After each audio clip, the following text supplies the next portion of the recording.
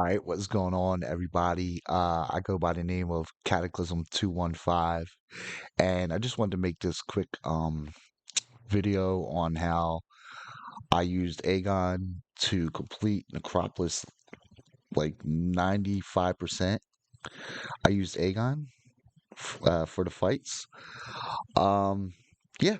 So the first thing I'm gonna do is I'm gonna go over the two fights that, well, one fight he definitely cannot do, and the other fight it would have been a nightmare. Um, and that luckily they're both on the same path. So the two fights I did not use Aegon for was the Namor fight because you have to put debuffs on Namor in order to be able to do any damage. And the Atuma fight I used Shuri for because I brought her in anyway to fight the Namor. So she worked really well for Atuma and Namor. But other than that, I used Aegon for everything else. So basically, just a couple of quick things. When ramping up Aegon, you're gonna want to shut off all of your all of your offensive masteries, and until you get up to a decent number combo, and then turn them on to maybe finish the fight, or if you just want to complete the fight, with them off and to make sure you get to that 999 combo.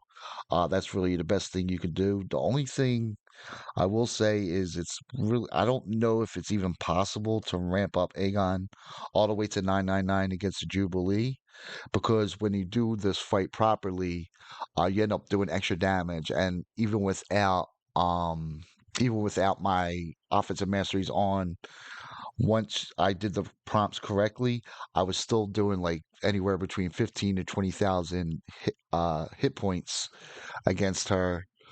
Um, and yeah, when you're doing that fight, I got my Aegon to up to like 760 with no mastery points on, or no offensive mastery points on before she died.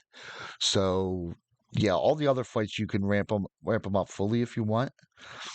Um, the Sauron fight is real pain in the butt. I'm not gonna lie, that was my least favorite ramp up fight for sure.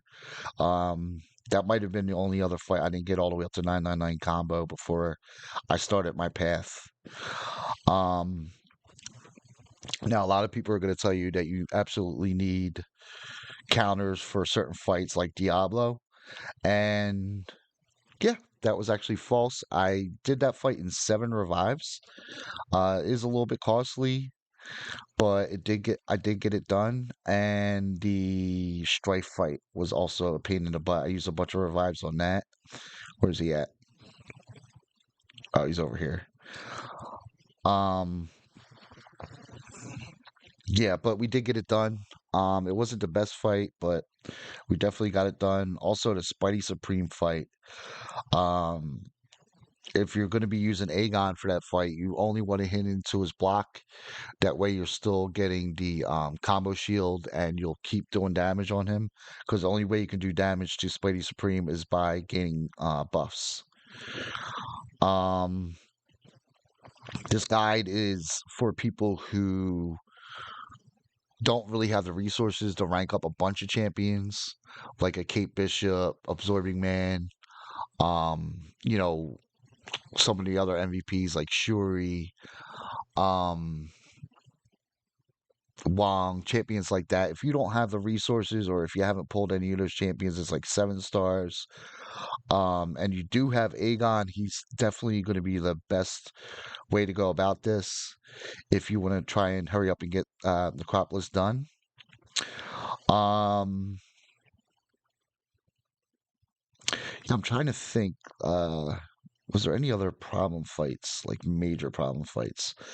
Not really. When you get to Airwalker, you don't want him to get to. As soon as he starts regenning, you want to exit out. If you can, knock him down whenever you can with a heavy attack.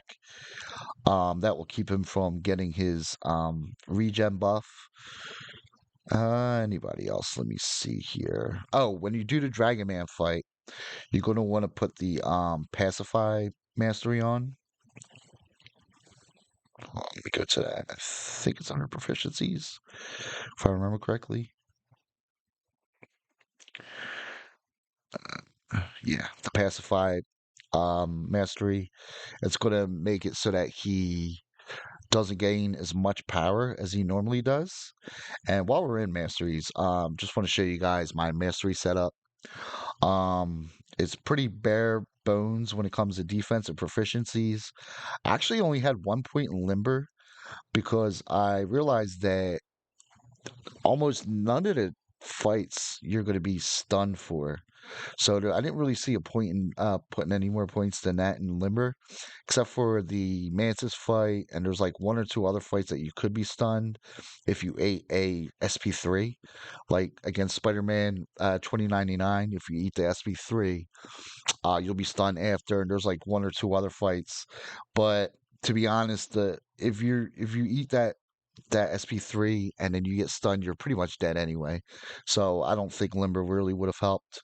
I did, put, the max number in Stupefy, max number in Parry. And one other thing I want to mention about the Jubilee fight, just shut off dexterity. Just shut off dexterity. That way you don't have to worry about it. I'm actually a little bit surprised I didn't hear anybody else mention that. But when you're doing your Jubilee fight, just leave dexterity off. That way you don't trigger that node and she doesn't gain the extra bar of power just from dexing her specials. And always try to keep her at the SP1 as well. Now most of my mastery points were in offense. Um, as you can see here, I do have the damage back masteries unlocked. So I had those maxed out. I had full glass cannon. Also 8 out of 9 points in greater strength. Of course, you're going to want to have courage, and I also maxed out extended fury. Um,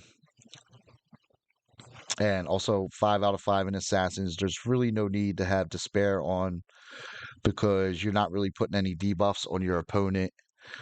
So it didn't make sense to have that on. I only had 1 point in deep wounds. Basically the same reason. You're not going to be doing too many bleeds, so it didn't really matter. So yeah, this mastery setup actually enabled me to get through, like I said, everything except for 2 fights with Aegon. Um,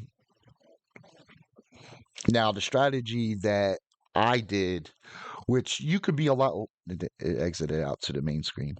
Um, Once you're at your 999 combo, now this is the strategy that I used. You can try to play around the nodes a little bit more than I did. It's completely up to you.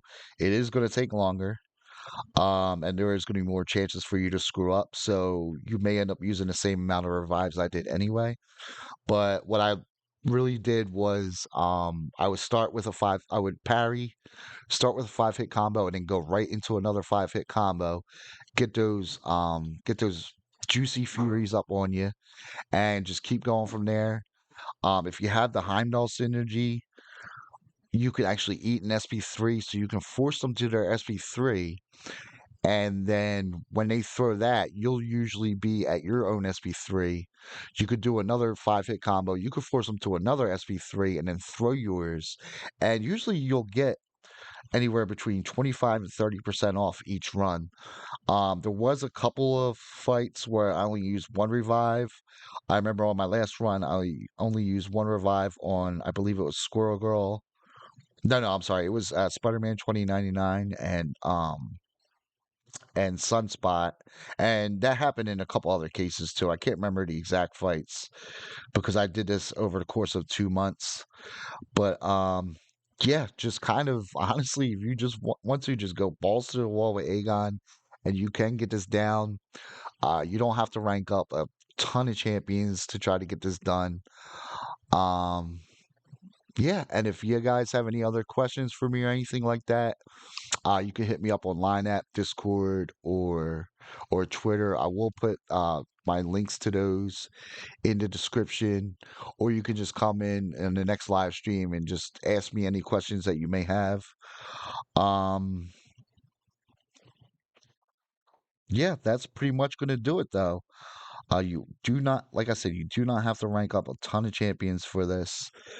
If you don't want to, if you're not really comfortable with ranking up those champions, yeah, Aegon can do almost all of it, to be honest. That's pretty much gonna do it for me, though. I appreciate everybody for stopping in and checking out the video. I love you all. I appreciate you all. Make sure you smash that like and sub button. I'll see you on the next one. Peace.